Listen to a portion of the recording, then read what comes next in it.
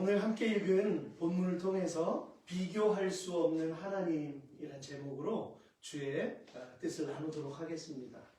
과거에 일본이 우리나라를 침탈했을 때 한국 크리스천들에게 자신들의 우상인 신사를 향해서 절을 하게 만들었습니다.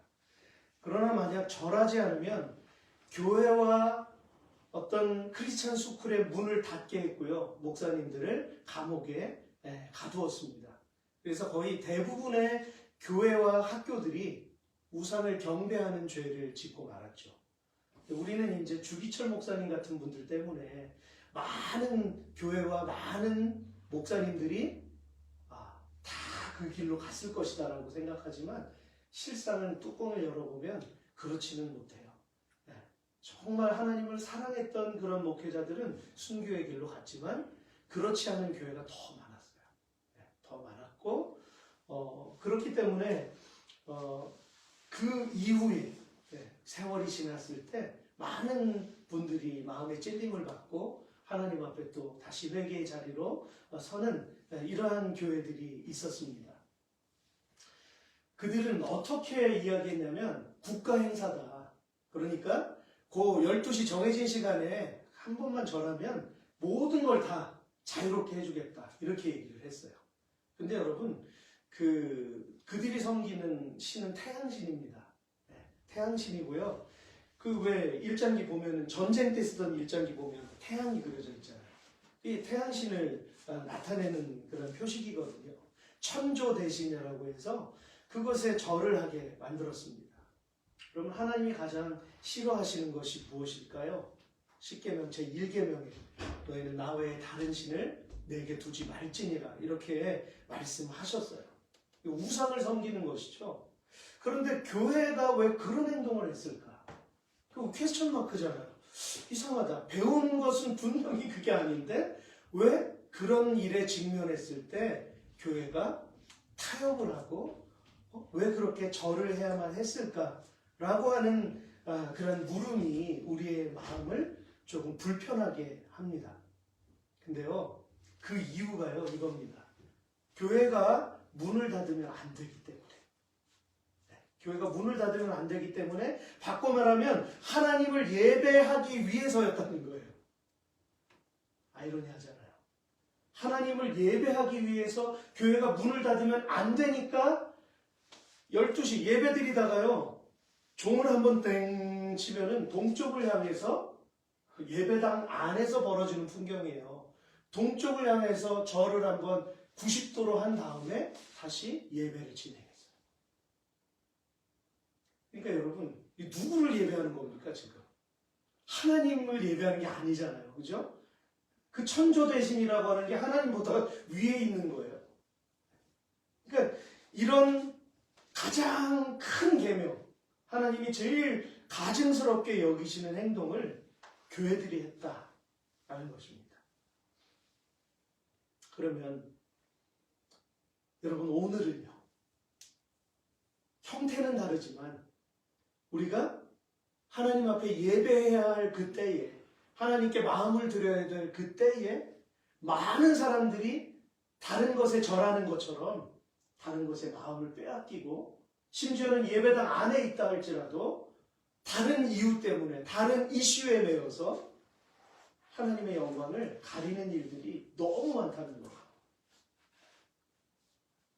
그럼 이 주일 예배가 우리 신앙의 기초고 근간입니다. 주의 첫날, 부활하신 이날, 주께서 생명의 그 소망을 주신 이날을 주일이라고 하잖아요. 주의 날. 이게 가장 우선순위에 두어야 되고 이게 무너지면 다 무너지는 거거든요. 근데 오늘 이게 무너져 있는 모습 보시잖아요. 그죠? 주일 예배 풍경이 하나님이 보실 때는 정말 너무나 불편하신 그러한 모습들이 많다라고 하는 것입니다. 우리 입장에서 우리가 편하기 위해서 그죠? 예배 시간을 축소시킨다든지 1시간 딱 지나면 목사님 왜 1시간이 넘습니까? 진짜 이런 분들이 있다니까요. 근데 여러분 앞으로 우리 예배는 그런 것에 구애받지 않는 예배로 훈련할 것입니다.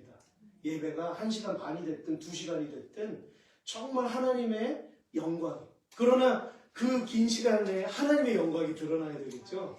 안 그러면 지루한 예배, 안 그러면 정말 불평이 있는 예배, 그런 예배가 될 수밖에 없기 때문에 우리는 예배를 위해서 기도 많이 해야 합니다. 특별히 분열 왕국 시대를 살았던 이스라엘 백성들의 특징이 눈에 띄어요. 그것은 하나님과 우상을 겸하여 섬긴 것입니다. 대부분이 하나님 보시기에 악한 왕들이었지만 하나님 앞에서 진실했던 왕들이 있었잖아요. 그죠? 그런데 그 왕들조차도 없애버리지 못했던 것 한 가지가 있어요. 그게 뭐냐면 여기 신사 보이잖아요. 산당입니다.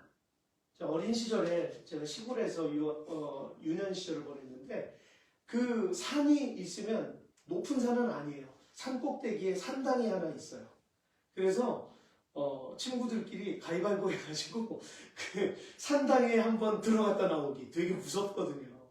네. 산당 문을 열면 여기 조그만해요. 이렇게 조그만해요. 근데 문을 열면 뭐 그런 그림 있잖아요. 뭐 창 들고 있는 그림 뭐 이런 거. 네. 거기에 가서 때가 되면 뭐 펼쳐놓고서 절하고 예배하는 곳이죠. 그러니까 산 꼭대기에 있는 그 산당, 우상을 숭배하기 위해서 만들어 놓은 그걸 없애지 못했다는 겁니다.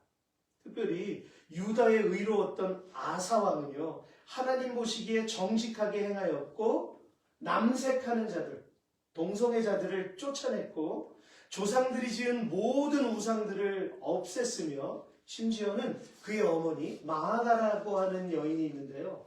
그 여인이 가증스러운 우상을 직접 만들었어요. 근데 그 이야기를 듣고 태후의 자리에서 폐위시켜버립니다. 자기 혈육의 어머니인데. 그 정도로 하나님 앞에서 신실하고 진실했던 사람이었어요.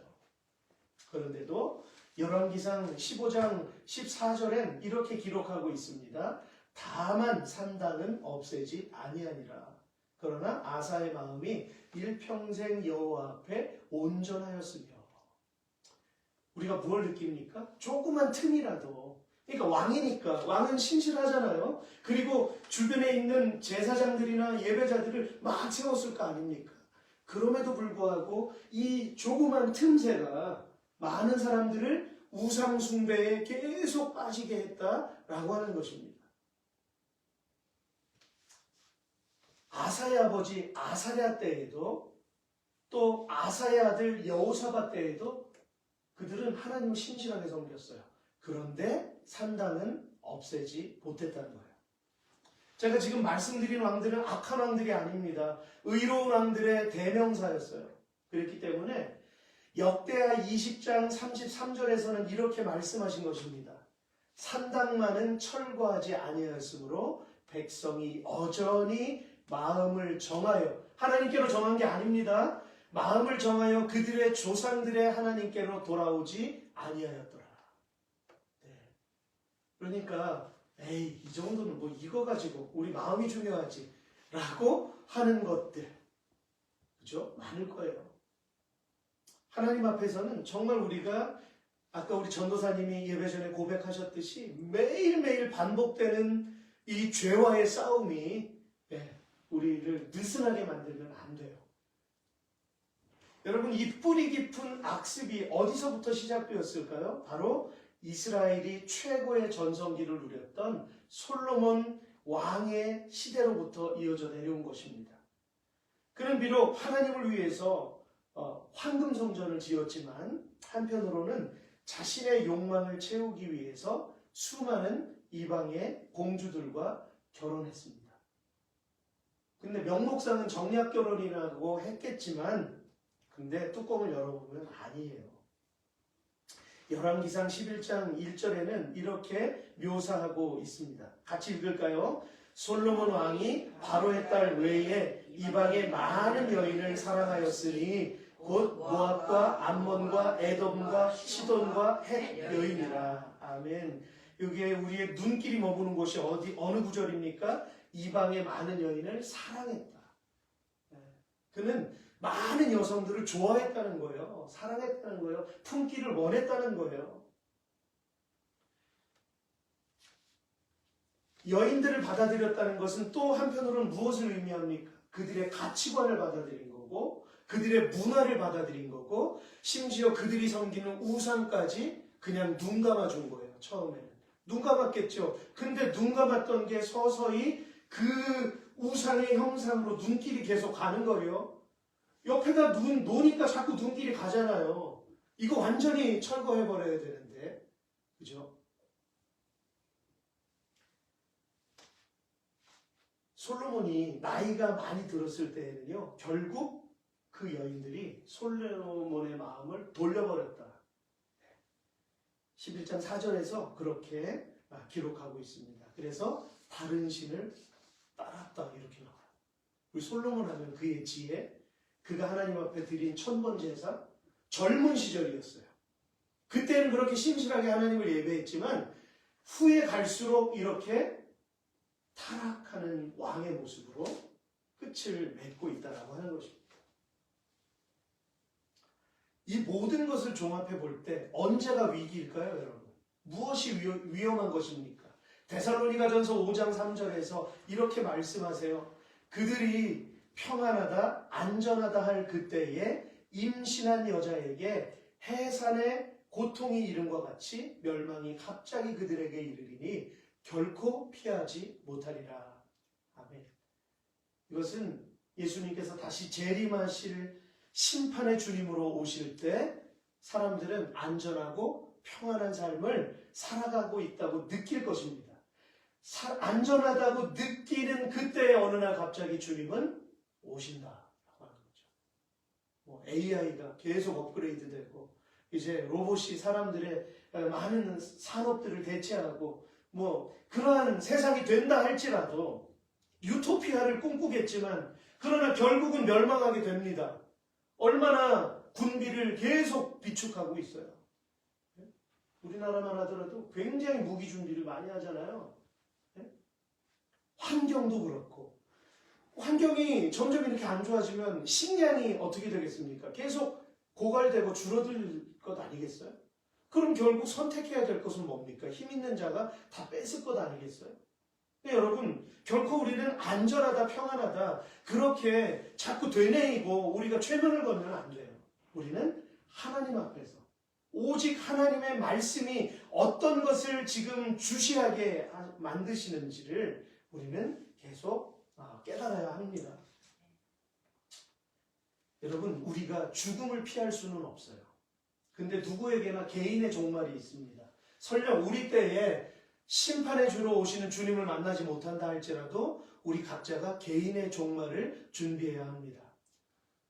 여러분, 우리가 안전하다고 생각하면 안 되고 됐다라고 이 정도면 됐지. 아니죠.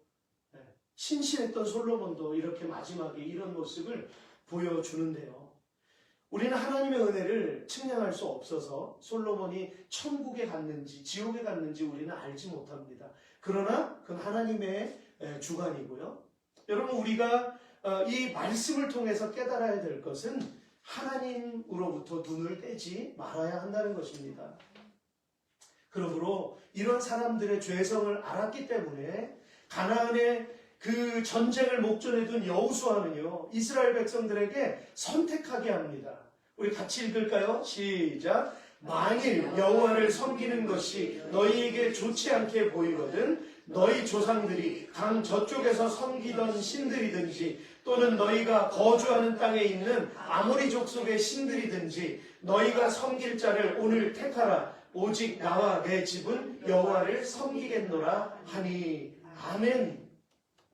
언제 읽어도 언제 바라보아도 여호수아의 믿음은 정말 우리에게 뜨거움을 가져다 줍니다. 그래, 나도 저렇게 신앙생활 해야지. 나도 저렇게 담대해야지. 저렇게 선포했으면 좋겠다. 왜 이런 도전을 했을까요? 하나님을 섬겨야 될 사람들인데, 거룩한 싸움인데 정작 그 사람들이 하나님을 예배하지 않는다면 그것 역시 모순적인 행동 아니겠습니까?